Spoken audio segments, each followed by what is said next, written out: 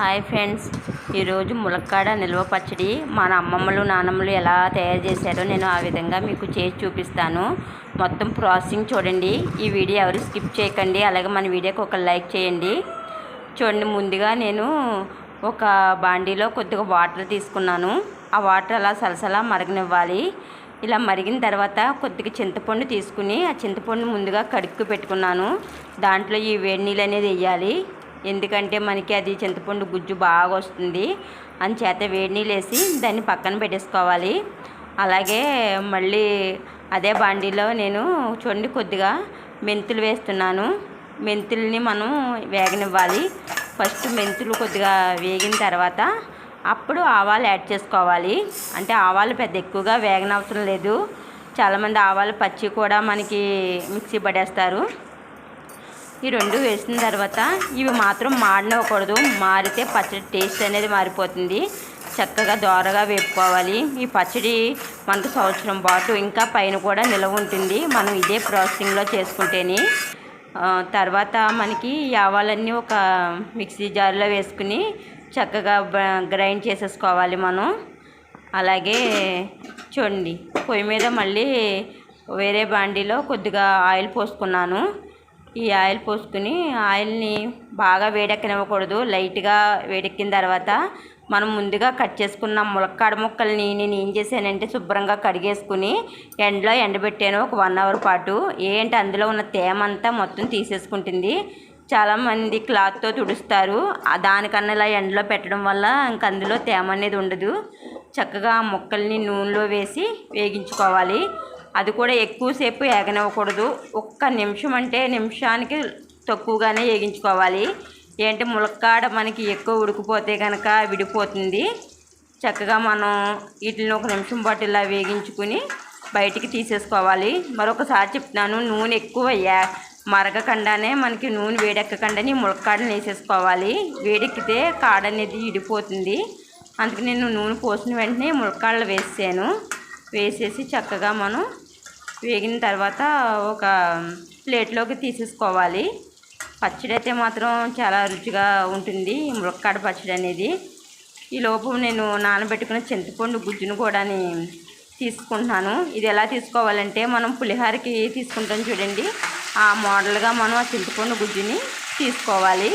అంటే పలచగా ఉండకూడదు, మనకి చిక్కగా ఉండాలి ఆ పులిహోర పులుసు అనేది. చూడండి, ఆ ములక్కాళ్ళన్నీ వేరే ఒక దాంట్లోకి తీసేసుకుంటున్నాను నేను. అలాగే మన ఛానల్ని మీ అందరూ సబ్స్క్రైబ్ చేసుకోండి. ఇలా మీరు నాకు సపోర్ట్ ఇవ్వడం వల్ల నాకు ఎంతో సపోర్ట్గా ఉంటుంది. చక్కగా ఈ చింతపండు గుజ్జుని తీసేసుకుని నేను చూడండి ఎంత చక్కగా తీసానో. ఏంటంటే మనకి పచ్చడి కదా, అది కూడా మనకి నిల్వ ఉండే పచ్చడి.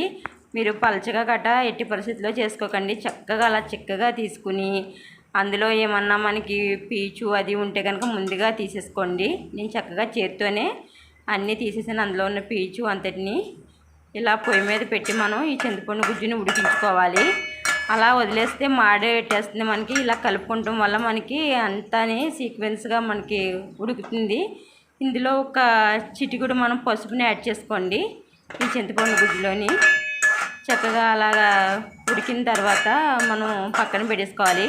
చూడటం మనకు ఉడకడం కూడా తెలుస్తుంది. అలాగా కొత్త ఉడికితే కనుక మనకి ఈ పులుసు రెడీ అయిపోయినట్టు. అది పక్కన పెట్టి చల్లారనివ్వాలి. ఇప్పుడు మనం పచ్చడి కలుపుకోవడానికి నేను తీసుకున్న ములక్కాళ్ళకి చూడండి, నేను తీసుకున్న కప్పులో అరసగం నేను కారం తీసుకున్నాను. అలాగే పావు సగం వచ్చి మనకి సాల్ట్ అనేది యాడ్ చేసుకుంటున్నాను. ఏంటంటే మనకి ఇలా కొలత పెట్టుకుంటే కనుక మనకి అన్నీ ఈజీగా తెలుస్తుంది. అలాగే మనం ముందుగా ఆవాలు మెంతులు వేపుకున్న పౌడర్ను కూడా నేను అందులో యాడ్ చేసేసి ఆ మూడిటిని నేను ముందు మిక్స్ చేసేసుకుంటున్నాను. అలాగే చింతపండు గుజ్జుని పూర్తిగా చల్లారబెట్టాను. వేడిగా మాత్రం కలుపుకోకూడదు, చల్లారిన తర్వాత వేసుకోవాలి. అలాగే ఎల్లుల్లిపాయలు ఒలిసి పెట్టుకున్నాను. మొత్తం ఇవన్నీ వేసేసి ఒకసారి బాగా కలుపుకోవాలి. చూడండి, ఇలా కలుపుకోవాలి. ఇలా కలిపిన తర్వాత దీంట్లో మనం ఆయిల్ అనేది కూడా యాడ్ చేసుకోవాలి. ఇక్కడే నేను ఒక కప్పు ఆయిల్ తీసుకున్నాను, కానీ ఆయిల్ అంతటిని ఒకసారి వేసేసుకోకూడదు. ఎలా బిట్ బిట్లు కింద తీసుకుంటున్నానో చూడండి. సగం ఆయిల్ ఇందులో యాడ్ చేసుకుని చక్కగా దీని అంతటిని కలుపుకోవాలి. ఎందుకు ఇలా కలుపుకోవాలంటే మొత్తం మనం వేసిన ఉప్పు, ఆవం పిండి, మెంతి పిండి అన్నీ పడతాయి సమంగా. అందుకే గరిటతో కన్నా మనం ఇలా చేతితో కలుపుకుంటే కనుక అన్నిటికీ మిక్స్ అవుతుంది. అవన్నీ కలుపుకున్నాక అప్పుడు మనం ఈ ములక్కాడలని యాడ్ చేసి దీన్ని కూడా బాగా పట్టేలాగా కలుపుకోవాలి. ఇది మనకి ఈ టైప్లా చేసుకుంటే కనుక 1 సంవత్సరం పాటు మనకి ఏమీ పాడవదు. చాలామంది ములక్కాడలో పోపు పెడతారు. పోపు అనేది పెట్టుకోకూడదు. ఎందుకంటే ఆ పోపు వల్ల బూజు కట్టి పచ్చడి అనేది మనకి నిలవ ఉండదు. ఇప్పుడు చాలామంది ఫ్యాషన్గా పోపులు పెట్టి మళ్ళీ దాంట్లో వేస్తున్నారు. అలా ఏనవసరం లేదు. మనం ములక్కాడ వేపుకున్న నూనె ఉంటుంది కదా, ఆ నూనె కూడా చల్లారిన తర్వాత కావాలంటే మనం నూనె సరిపోకపోతే యాడ్ చేసేసుకోవచ్చు. ఏం ప్రాబ్లం లేదు. చక్కగా చూడండి, ఎంతో మనకి టేస్టీగా ఉండే ములక్కాడ పచ్చడి అనేది తయారైపోయింది మనకి. ఇది డబ్బాలో మనం స్టోర్ చేసుకునేటప్పుడు అంటే జాడీ కానీ గాజు సీసాలో కానీ ఎలా స్టోర్ చేసుకున్నా ఫస్ట్ కొద్దిగా ఆయిల్ వేసిన తర్వాత ఈ పచ్చడిని వేసి స్టోర్ చేసుకోవాలి. అలాగే నేను చెప్తున్నాను, ఈ పచ్చడి మనం 3వ రోజు 1 గంట పాటు ఎండలో పెట్టుకుని ఆ ఎండవేడి చల్లారిన తర్వాత మళ్ళీ మనం డబ్బాలో స్టోర్ చేసుకుంటే మనకి ఇంకెటువంటి చెక్కు చెదరదు. మనం ఎలా పట్టుకున్నామో ఆ టైప్ లాగా ఉంటుంది ఈ నిలవ పచ్చడి. ఈ విధంగా మీరు చేసుకోండి. పోపు గట్ట ఏం పెట్టొద్దు. ఎంతో రుచిగా ఉంటుంది ఈ పచ్చడి. 3వ రోజున మనం కంపల్సరీ 1 గంట పాటన్నా సరే ఎండలో పెట్టుకుని మళ్ళీ గాజు సీసాలో కానీ డబ్బాలో కానీ లేదంటే జాడీలో కానీ స్టోర్ చేసుకోండి. చాలా చాలా టేస్టీగా అయితే కుదిరింది పచ్చడి, ములక్కాడ నిలవ పచ్చడి అనేది. అలాగే మా ఛానల్ సబ్స్క్రైబ్ చేసుకోండి.